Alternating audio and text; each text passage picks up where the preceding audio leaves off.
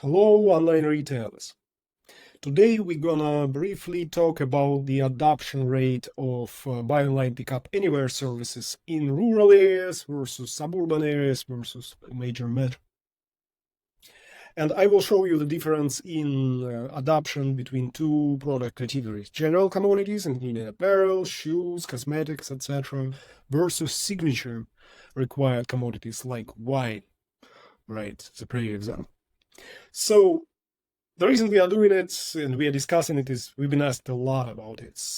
And given online retailer will question if buy online pickup anywhere is a good fit for their customers, depending on the demographics. So let's start with apparel, right?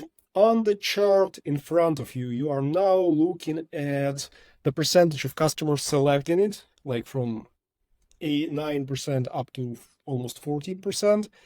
Of customers selecting local pickup versus home delivery depending on the population density. We go from rural, suburban, urban, metropolitan, and densely populated metropolitan areas.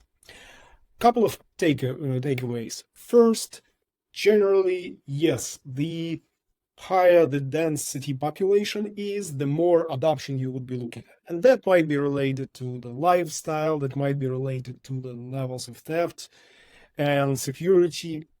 But that's basically what we observe, and that's probably something that we expected.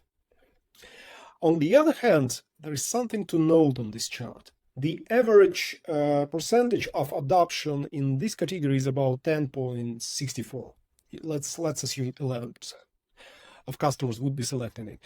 And if we take a look at the difference between like rural areas and the average, it would only be like 15%. So we are looking at 1% drop from like 10% or 11% down to 1%, which is not huge.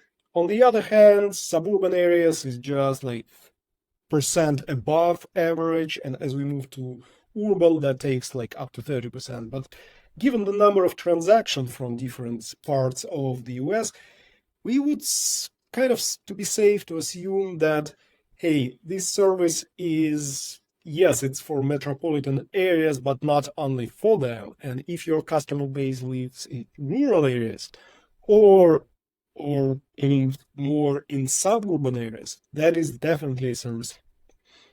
And this chart demonstrates it basically, right? Suburban areas, you're already looking at something kind of average or even above average in many cases.